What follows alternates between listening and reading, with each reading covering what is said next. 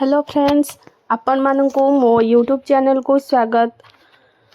जेमिति कि वर्षा सीजन आसी जाए सेमती किछि चटपटा गर्मा गर्म खाद्य खाइबा पई इच्छा हुए। चा सहित पकुड़ी रो कॉम्बिनेशन तो बहुत बढ़िया।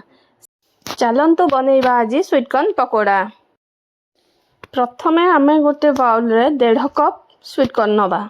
मु एठारे फ्रोजन कॉर्न नेजी, आपण माने गोटा मका को भी यूज कर परिबे। सेम क्वांटिटी रो कॉर्न को दरदरा पेस्ट बनेइकी सेतिरे मिसेई दबा। पकोड़ा बनेइबा पई बेसिकली बेसन रो यूज करा जाय थाए, तेनु एठारे मु गोटे चमच बेसन 2 रु 3 चमच कॉर्नफ्लोर को मिसेइली। सेथिरे एबे ऐड करबा किछि बेसिक मसाला। गोटे चमच अदा कंचा लंका को छेचिकी पकईजे, किछि कटा पियाज, लंका गुंड, गोटा जीरा, धनिया पत्र और आवश्यकता अनुसार लुण देई ताको भलरे हातरे गोळेई नबा।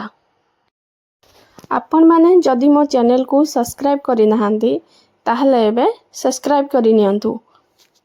आगो को जहाँ भी वीडियो पकेइबी आपण को पाख को पहुंची परिबो। कॉर्न मसाला को गोळाइला बेले ध्यान देबा को पड़िबो जेपरि कि तार कंसिस्टेंसी बेसी मोटा किंबा पतला हो नथिबो। एबे गरम तेल रे छोट छोट पकोड़ा छाणी नबा। एबे अल्प अल्प सबुतक पकोड़ा को छाणी नबा।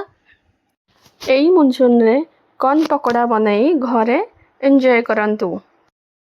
गर्मा गरम चा सहित आपण को मन पसंद रो sauce, chilli sauce, tomato sauce जे कोनोसे भी सॉस व्यवहार करी आपण एई कॉर्न पकोड़ा को एंजॉय करंतु।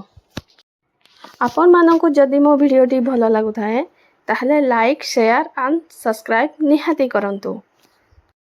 एही मुनसुन जीवा पूर्वरु मकार जे कोनोसी भी आपण आइटम बनै खाई परिबे एवं मो रेसिपीटी को निहाती ट्राई करिवे।